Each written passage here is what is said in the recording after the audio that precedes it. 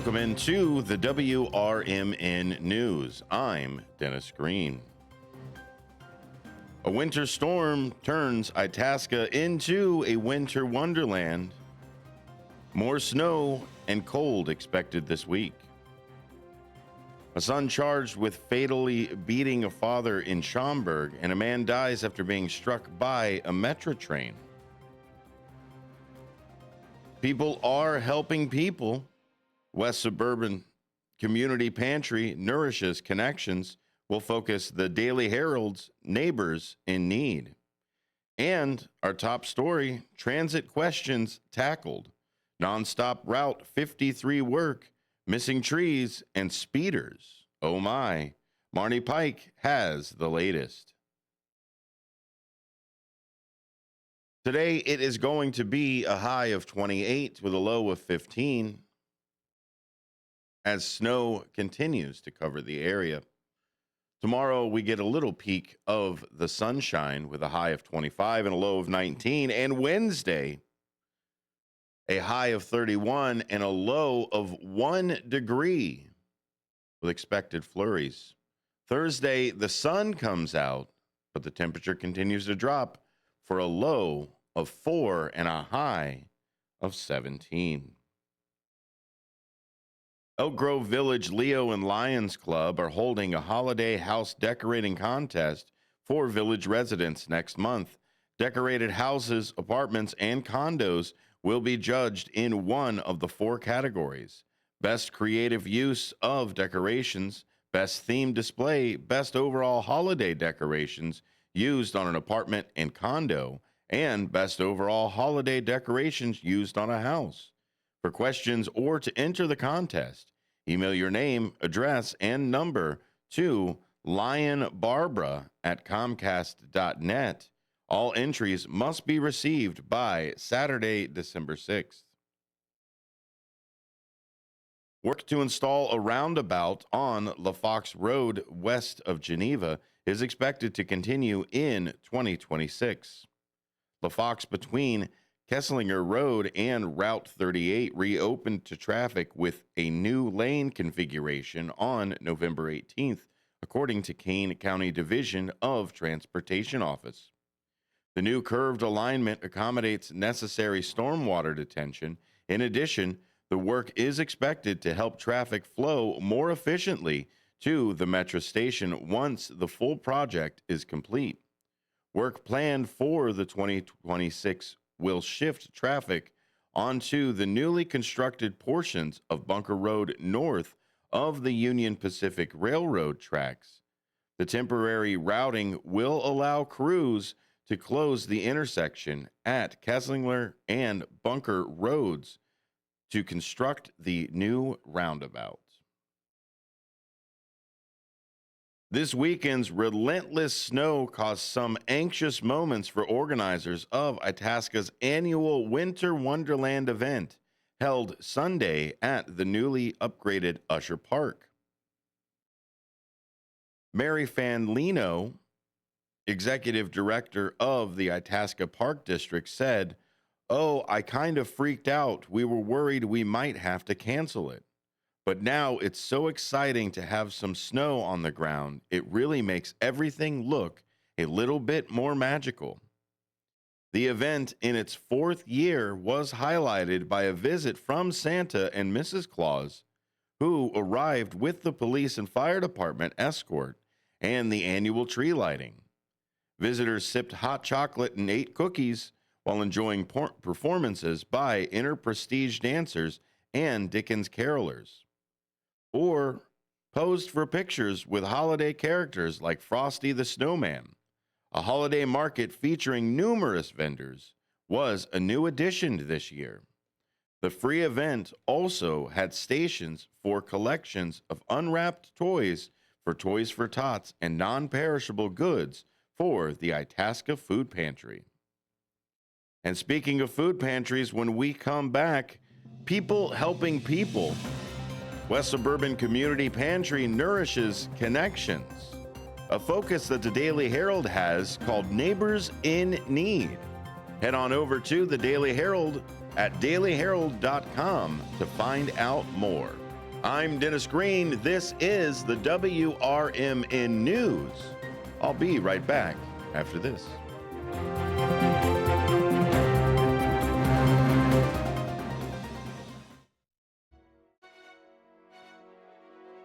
Tune in to Big Top Sports with Derek Geyer every weeknight from 6 p.m. to 8 p.m. He'll have sports thoughts from the center ring of Chicagoland and to the outer rings from across the nation. Weather from Chicago Cubs, White Sox, Bulls, Bears, Blackhawks, Stars, Fire, Boomers, whatever the national story is of the day. Geyer and his sports czar takes will either have you nodding in agreement, yelling at the radio, or in all honesty, A bit of both. with the way the Chicagoland sports and sports are in general, there's bound to be thrills. chills, and Oh my God moments. So get your snacks and libations ready. because this is going to be a wild ride. Big Top Sports with Derek Geyer's quirky and insightful fanatics take. will make you feel a little Or a lot better about your Chicagoland sports viewing experiences.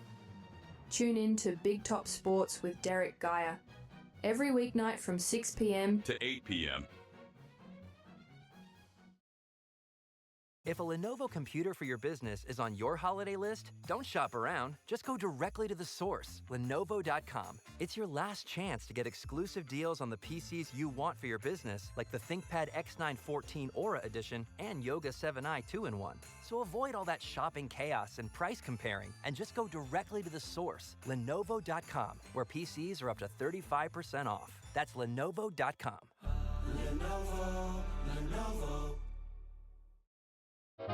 Start your weekend right with Dino's Night Out, Fridays from 2 to 4 p.m. on WRMN 1410 AM.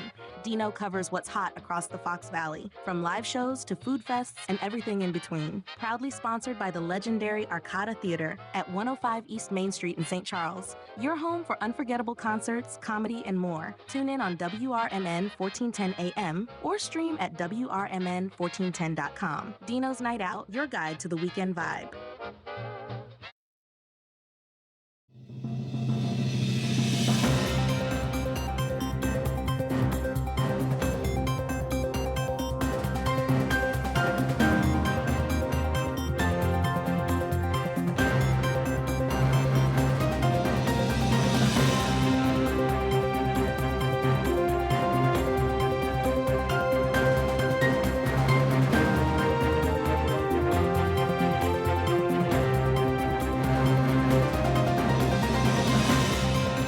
Welcome back to the WRMN News. Coming from the Daily Herald, people helping people, part of their neighbors in need. To become a donor, please visit dailyherald.com/neighbors. This is written by Caitlin Smith. As a volunteer for the West Suburban Community Pantry, Diane McKelp coordinates a home delivery service for seniors. It's not simply a matter of dropping off food, it's much more personal. Powerful is the word McKelp uses. McKillop, rather. The program supports a vulnerable population. Quote, seniors who are alone and maybe can't drive but need help. Their health up with healthy food and healthy vegetables, she said. The Woodridge-based pantry is one of 5 charitable organizations set to receive grants from the Daily Herald / Robert R. McCormick Foundation's Neighbors in Need fundraising campaign. Through the delivery service, seniors receive boxes of non-perishable food and additional groceries every month. There are 40 in the program. Each volunteer is paired with at least one senior.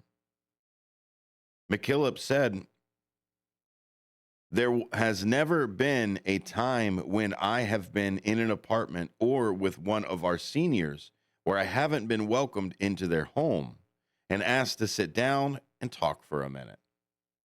And they just express their complete gratitude for receiving the food and for being connected to the community. Like many others, the pantry became a lifeline during the federal government shutdown and the disruption of Supplemental Nutrition Assistance Program. The first week of November, the pantry received 900 more people than in the same period the previous month, a 33% increase.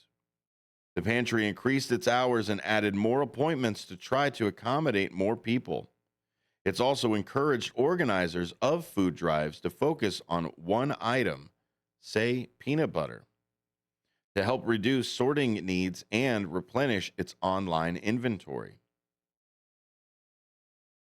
Pantry CEO Maven Snipes said, "I know if someone was only coming because they didn't get the benefits, they might be able to scale back, but we know it's already a challenging time for families.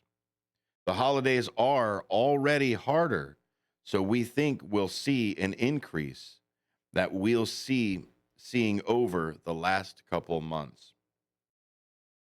Before the SNAP upheaval, the pantry was typically serving 1,000 families a week, though it's in-person and online markets. Sipes said, "But we also knew with the changes that were coming to SNAP and the changes coming to healthcare that we were already thinking we were going to be seeing an increase in the longer term." She came to the pantry from the Northern Illinois Food Bank. The Geneva-based organization warned this summer that the overhaul to SNAP program, including new work requirements, cost shifting to states, and limits on benefit adjustments, will, quote, significantly reduce access to food assistance and increase demand on charitable food systems already stretched thin. After the shutdown ended, the food bank reiterated in November that, quote, as families work to recover and prepare for holidays, demand for food assistance remains incredibly high. Sipes said, "We're committed to doing everything we can." The organization is spread across units in an industrial area at the end of Hobson Valley Drive. There are, quote, a lot of challenges to being back here, Sipes said. It's not efficient and the parking is tighter. But the pantry still needs work towards getting a new building, she said. McKillop is also lead volunteer for Kids Make a Difference, a program that offers age-appropriate opportunities for young people to lend a hand at the pantry and learn the importance of giving back. You think of a food pantry, maybe your vision is what it's all about is fairly narrow, she said. But the more you learn about West Suburban, you'll see the people that are bringing so many different aspects to health and wellness to people's lives. It's pretty incredible. Read more about it at the Daily Herald. DailyHerald.com is the best place to go. Stick around. We've got more WRMN news coming up right after this.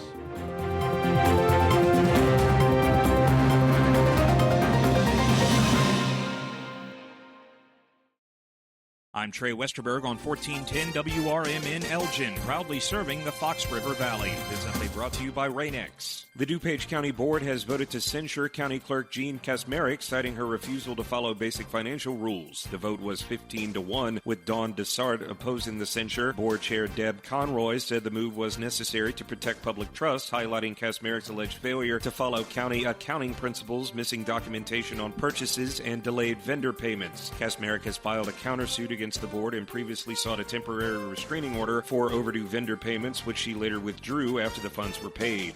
The Kane County Board has again refused to fill the District 2 vacancy following the death of Democrat Dale Berman in October. In a special session Tuesday, the board voted 10-6 against seating Matthew Dingledine, with 4 members abstaining. Chairwoman Corrine Pirog had recommended Dingledine after her first choice, Mary Berman, withdrew. Other applicants included Kimberly Young, Ellen Naki, and Martha Quetch Davison. State law requires the seat to go to a member of the same party. party, but the board has yet to make an appointment, leaving the seat unfilled ahead of the 2026 election cycle. Doctors are warning about a new flu variant known as subclade K spreading rapidly just as families gather for the holidays. The strain shows typical flu symptoms but spreads faster, raising risks for seniors and those with chronic conditions. Experts urge extra caution during the holiday get-togethers. New CDC data shows over 25,000 whooping cough cases nationwide this year, far above pre-pandemic levels. Several infant deaths have been reported, and some states are seeing their highest numbers in more than a decade. Health officials continue urging early treatment and up-to-date vaccinations. With the holiday season now in full swing, experts say real Christmas trees could be the best value this year. Growers report a strong supply and expect little to no price increases, while tariffs may push artificial tree costs up as much as 20%. Farmers say families across the country should have no trouble finding a fresh, affordable tree to take home this season. I'm Trey Westerberg on 1410 WRMN Elgin, proudly serving the Fox River Valley. With Fidelity Wealth Management, a dedicated advisor gets to know you and your goals to build a comprehensive plan to help grow and protect your wealth. Backed by a team of specialists, they'll analyze all your accounts, even the ones they don't manage, to keep an eye on taxes and provide proactive portfolio insights that can help you unlock your wealth's full potential. Learn more at fidelity.com/wealth. Investment minimums apply. Fidelity Brokerage Services, LLC. Member NYSE SIPC. Progressive presents a testimonial of sorts. Hey, slow down! Oh, yeah? Well, you drive like my grandma. She's a very attentive and courteous driver who wears a seatbelt and always uses her turn signals. She's also a talented painter and has very low cholesterol. Not that that has anything to do with her drive. We just thought a more complete picture of who she is might be interesting. Anyway, have a nice day. Safe driver? Get Snapshot from Progressive and get a personalized rate based on how you drive. Progressive Casualty Insurance Company and affiliates. Snapshot not available in California or from all agents. Surcharge possible for unsafe driving. Elgin isn't just a city. It's a community built on connection, innovation, and opportunity. And at the heart of it all is the Elgin Chamber of Commerce. For over a century, the Elgin Chamber has helped local businesses grow, connecting entrepreneurs, advocating for progress, and inspiring the leaders of tomorrow. Whether you're a new business just starting out or an established company looking to expand, the Elgin Chamber is your partner for success. Join a powerful network of leaders making a difference in our community every day. Together, we're shaping the future of Elgin one connection at a time. Elgin Area Chamber of Commerce, where business and community grow together. Call now, 847-741-5660, or go to info@elginchamber.com. Contact Carol Gieske. This is Sarah Silver with your Fox Valley forecast, brought to you by Rain-X, America's #1 wiper blade.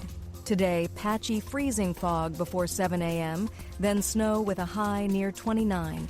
This afternoon, temperatures falling to around 26 with snow likely. Tonight, snow before 2 a.m., mostly cloudy with a low around 15.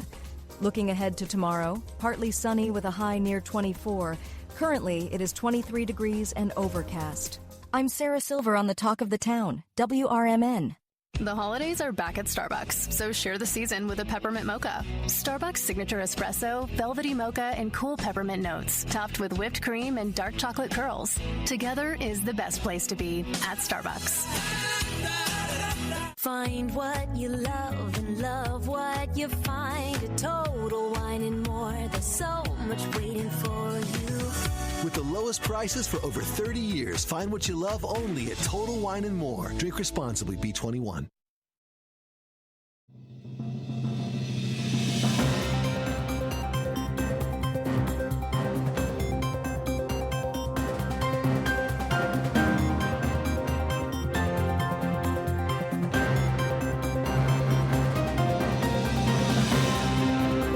Back to the WRMN News. I'm Dennis Green. It's going to be 28 degrees as the high today with a low of 15. Tonight, snow and flurries at times early, up to 1 inch overcast. Quite cold. Storm total is going to end up being 1 to 3 inches. Remember, snow can make roads and sidewalks slippery, causing travel disruptions. And that low is going to be on the lower end of that 14, 15 degrees. More snow, cold expected this week. More snow and freezing temperatures are ahead for the suburbs following a weekend snowstorm that made driving difficult and challenged best efforts to meet the onslaught with shovels and plows. On the heel of the snowstorm that dumped 6 to 11 inches of snow on the area, the National Weather Service said Sunday that an additional 2 to 3 inches could fall by midweek. A period of accumulating snow is expected Monday afternoon into Monday night, which may propose hazardous travel conditions for Monday afternoon commute and potentially lingering impacts for the Tuesday morning commute, the Weather Service reported. More snow is possible Wednesday and Friday, according to the Weather Service. High temperatures likely will remain in the 20s during the week, although a high of 32 is predicted for Wednesday and 30 on Saturday. Low temperatures could drop to 0 on Thursday night. So please be careful and bundle up. A man dies after being struck by a Metro train near Ingleside. A man was struck and killed by an outbound Metro train traveling between Ingleside and Fox Lake Saturday night, officials said. The Milwaukee District North Line was traveling at least 50 miles per hour near rolling roads and at approximately 10:15 p.m. when the man was hit, officials said. No one on the train was hurt. The man, who has yet to be identified, was pronounced dead at Advocate Condell Medical Center in Libertyville. The last inbound and outbound trains were delayed about 2 hours, officials said. The involved train had already been experiencing a slight delay because of the snow. A person was killed when struck by a train in Downers Grove. Authorities are investigating a death by a person struck by a freight train early Sunday near downtown Downers Grove. According to Downers Grove Police, officers responded at about 12:45 a.m. to a report of a person hit by a train along the BNSF Railroad track near Washington Street. A preliminary investigation indicates the person was seen walking south of the rail crossing while the gates were activated and in the down position, police said. The person then walked north across the tracks and was struck by a westbound freight train, according to police. The person, whose name is being withheld pending notification of family, was pronounced deceased at the scene. Downers Grove Police assisted the Metro Police Department and BNSF Police Department with the investigation. Anyone with information is asked to contact Metro Police at 312-322-2800. And before we go to break, Innovation DuPage, a nonprofit company that serves as a business incubator for new small businesses and business accelerator for emerging small businesses, is launching a clean energy job accelerator. The no-cost sustainability program is designed to help small businesses and entrepreneurs connect with resources to advance clean energy solutions. The program includes membership to Innovation DuPage, co-working space and meeting rooms, training and mentorship opportunities, access to low-cost capital, business support, and other features. Information is available at innovationdupage.org. When we come back, we'll talk about the Fort Sheridan Bird Walk that's happening on Thursday, December 18th. Also, we'll go into some transit questions that are tackled. Marnie Pike, the suburbs reporter for the Daily Herald, has more about the nonstop Route 53 work missing trees and speeders. Oh my. Stick around, we've got more WRMN news coming up after this.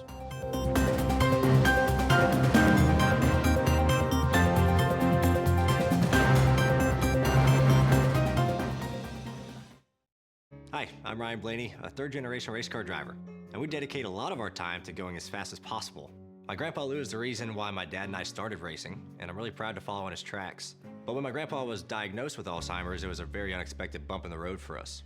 I've learned a lot on this journey with my grandpa Lou, and the memories of my grandpa will always be with me. It's important to notice if older family members are acting differently, experiencing problems with their memory, or having trouble with routine tasks. Talking about Alzheimer's can be really tough. But if you notice something, have a conversation with your loved one. Encourage them to see a doctor or offer to go with them. Early detection of Alzheimer's can give your family time to explore support services, make a plan for the future, and access available treatments. The Alzheimer's Association provides care, support, and research to help you take control of the situation with your family and manage the disease together. If you or your family are noticing changes, it could be Alzheimer's. Talk about seeing a doctor together. Visit alz.org/time-to-talk. A message from the Alzheimer's Association and the Ad Council. Firearms are the #1 cause of death among kids, but we know that healthcare workers can make a huge difference. This is why prevention is absolutely critical. It starts with listening to the community, leaning in on those conversations to better inform what is the approach that you want to take. You are the champions for change. You can be the catalyst for integrating firearm injury prevention strategies into your practice and really benefiting your community. Let's agree to agree that we all have a role to play in ending this crisis. Looking for a seed buying experience that's more humanized? Ready to trade a company that's oversized for an independent brand that's right-sized? Searching for elite hybrids that have been optimized, tested in your geography, and localized? Did we run out of words that rhyme, so now we have to use metaphysicized? Maybe so. But if you answered yes to any of these questions, then it's probably time you get Wiffleized. Choose Wiffles hybrids this season, and let's get familiarized.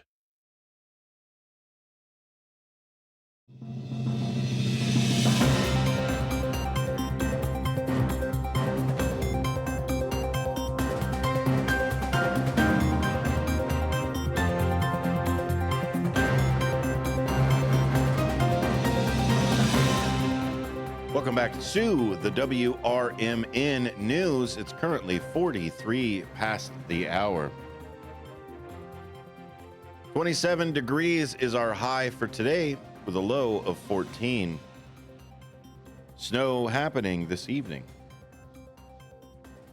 Bundle up for a morning bird walk Thursday, December 18th at Fort Sheridan Forest Preserve in Lake Forest. Participants led by an instructor from the Lake County Forest Preserve District will scan bluffs, shoreline, and open fields for hardy resident birds and seasonal visitors that winter along Lake Michigan. For registration is needed for the free event. Dress for the weather as the walk is entirely outdoors. Meet at the Gilgare Road parking lot. Adult supervision is required. Pets are not allowed except service animals. Email askaneducator@lcfpd.org with questions or inquire about accommodations. That is, of course, the Fort Sheridan Birdwalk. Plans brewing to convert Rolling Meadows' original firehouse into a coffee shop and bakery.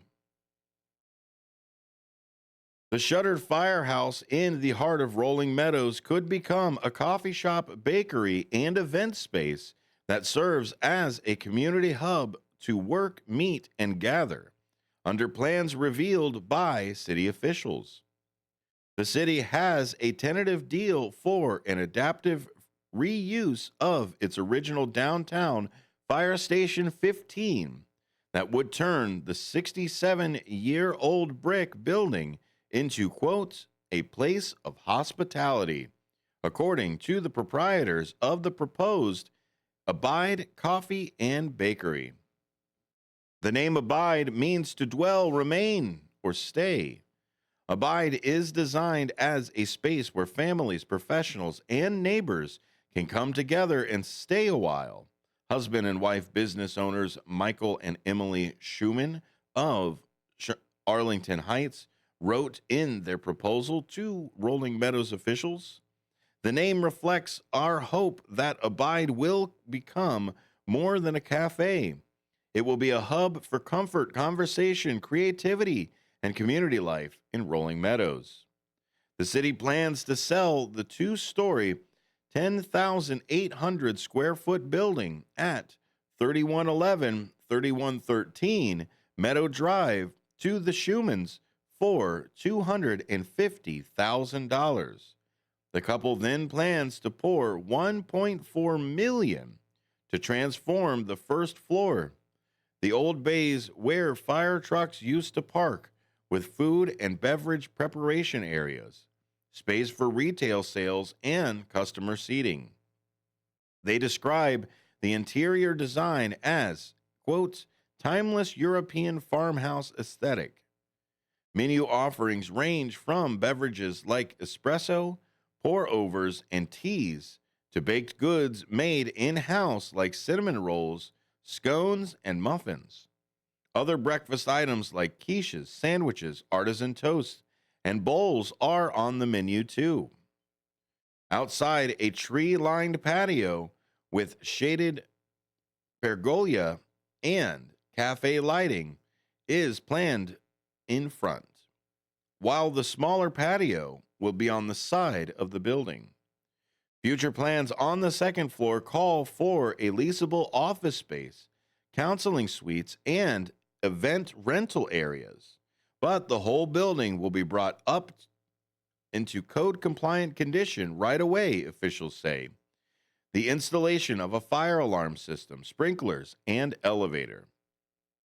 A redevelopment agreement, which passed initially muster by the City Council last week, will face final vote December 16th.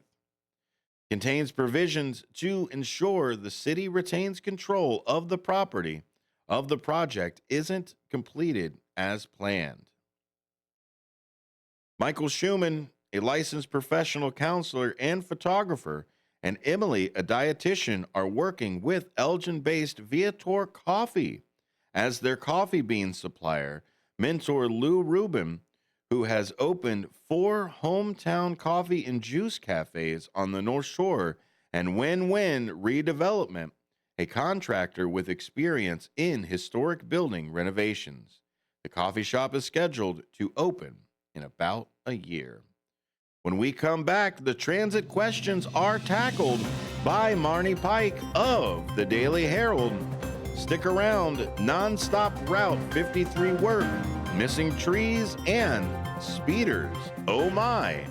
We've got more WRMN news coming up after this.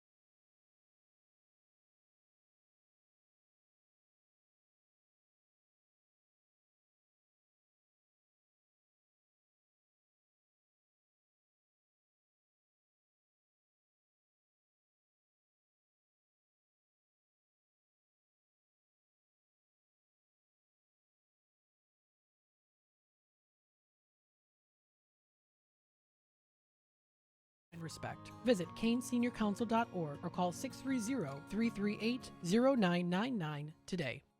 Chicago defense attorney Mark Sheblow has co-authored the book titled DUI Jury Trial, which is a true story of a DUI case that he defended. The accused was an Illinois truck driver arrested for driving under the influence of alcohol. This book contains facts about the case from the date of the arrest up to the jury's verdict, and this nonfiction novel also includes the transcripts from the jury trial itself. The book DUI Jury Trial is now available on Amazon.com and BarnesandNoble.com. When I was in foster care, I never knew when I would have to move, so I always had my suitcase ready to go. Then one day, I was adopted. My new parents opened their hearts and home to me. My parents cook my favorite breakfast for me every morning. My parents take me on trips I never thought I would go on.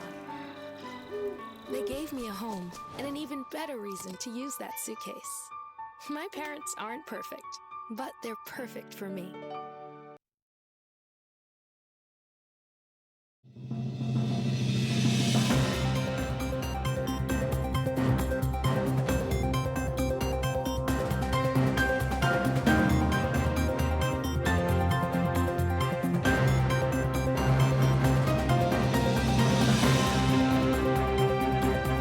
Welcome back to the WRMN News.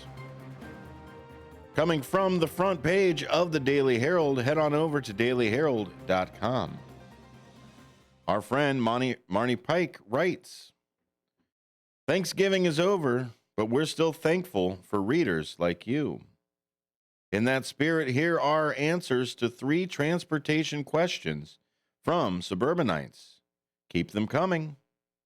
Numerous Northwest suburban residents are steamed at seemingly interminable construction on Route 53, with one writing, "It feels like it's been going on forever with no end in sight." The $189 million project has several stages, Illinois Department of Transportation spokesperson Maria Cassandra said. Work includes reconstruction and resurfacing Illinois 53 from I-90 to Lake Cook Road, modernizing traffic signals, plus lighting and drainage improvements. IDOT crews will also rehab these Route 53 buildings: Kirchhoff Road, Industrial Avenue, Northwest Highway, Union Pacific Railroad, Palatine Road, Anderson Drive, Rand Road, Salt Creek, and Algonquin Road. Good news, quote, the reconstruction and resurfacing of Illinois 53 is anticipated to be completed, weather permitting, by the end of November, Cassandra said. All lanes will reopen until next spring, when work resumes with the rehabilitation of the bridges and bridge decks, with the project wrapping up in 2027. About 100,000 vehicles use the section of Route 53 daily, and as the last pavement fix was about 15 years, she noted. Meanwhile, reader Bob Parr was curious about reconstruction on Arlington Heights Road from Lake Cook Road to Route 83. Parr wrote, when this project began last year, they removed hundreds of trees that were in the center medium and the adjacent parkway. I had read that they promised to plant an equal number of trees in Buffalo Creek Forest Preserve on the west side. Parr wrote, so what happened? He wondered. Between 60 and 70 trees were planted this fall in Buffalo Creek Preserve at the southeast corner of Arlington Heights and Checker Roads, Lake County Deputy Commissions Officer Alex Carr said.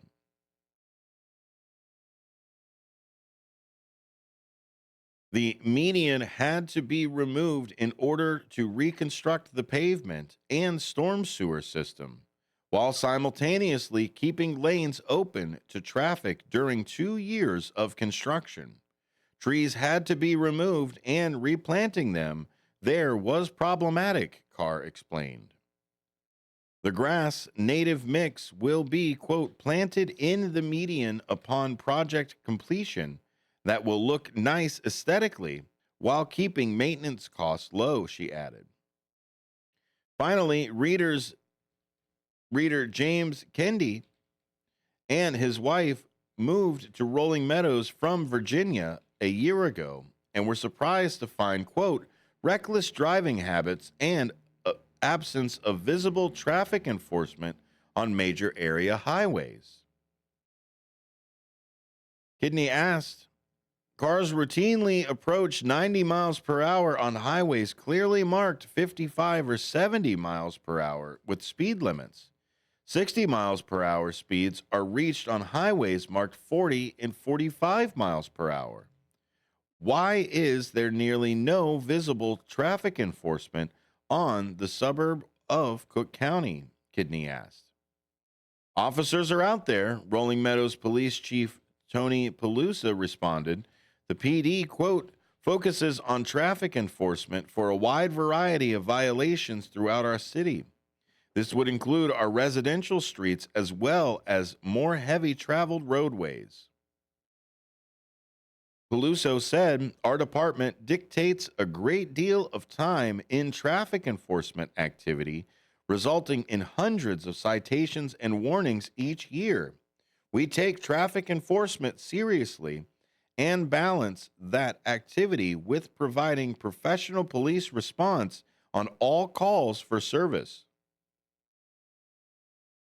Metra is partnering with the U.S. Marine Corps Reserve Toys for Tots Foundation to give needy kids a Christmas retreat. This is another thing Marnie thinks that you need to know. Riders are welcome to bring unwrapped toys or cash donations to downtown stations during the morning Tuesday rush, December 9th. Stations include Chicago Union, Ogleville Transportation Center, Millennium Station, Van Buren Street Station, and LaSalle Station. Metra Electric passengers can drop off gifts at Millennium Station's Randolph Street entrance. And one more thing, it's holiday bus and holiday train season in the Chicago Transit Authority. Decorative trains and buses with elves, Santa, and festive surprises will run in the city on multiple routes and lines. For information about schedules, go to transitchicago.com/holiday fleet. Thank you for listening to the WRMN News. I'm Dennis Green.